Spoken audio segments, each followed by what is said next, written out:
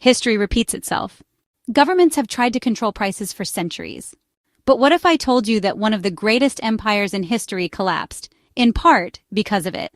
And what if I told you that the same mistakes are being made today? Tonight, we dive into the dramatic story of Emperor Diocletian's bold, failed attempt to stop inflation, and the timeless lessons it holds for us now. Picture this. It's the late 3rd century, and Rome is basically falling apart like a bad reality TV show. Civil wars, political backstabbing, economic chaos. It's a total mess. Inflation is skyrocketing because the government's been diluting its currency for years, turning silver coins into something barely worth a cheap tin ring from a carnival. People stop trusting money altogether, hoarding gold like paranoid doomsday preppers and resorting to good old-fashioned bartering. Enter Diocletian, the emperor with a plan, or at least a really confident attempt. He's got big reforms in mind, restructuring the empire, reorganizing the military, fixing the economy. And what's his masterstroke? A law that puts a strict limit on prices for everything: bread, wine, even labor wages. Sounds great in theory, right? But here's the catch. You can't just tell the economy to behave. The moment merchants are forced to sell at artificially low prices, they do the one thing any sane person would do: stop selling. Goods vanish from the market faster than toilet paper in a panic buy, and suddenly, Rome has a black market booming like an underground nightclub.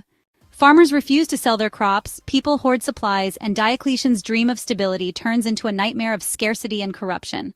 The punishments for breaking the price rules are brutal, sometimes even death, but enforcement is nearly impossible across such a massive empire. Eventually, everyone just ignores the law. And by the time Diocletian retires, yep, he actually steps down voluntarily, a rare move for a Roman emperor, the edict is pretty much abandoned. His successors realize price controls don't work and introduce a new gold coin, the solidus, which helps restore some stability. But Rome's deeper economic problems, those never really go away.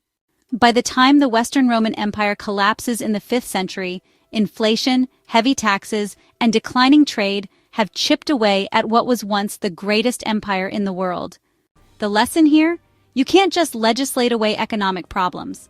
From medieval grain laws to modern rent controls, governments have tried over and over to fight supply and demand with the stroke of a pen, only to watch history smack them right back in the face.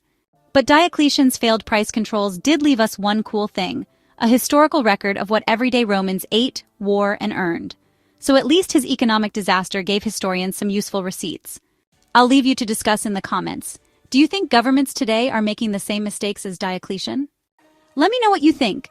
You can support us by subscribing if you haven't already. Take care of yourselves, take care of your loved ones, and I'll catch you soon in another video.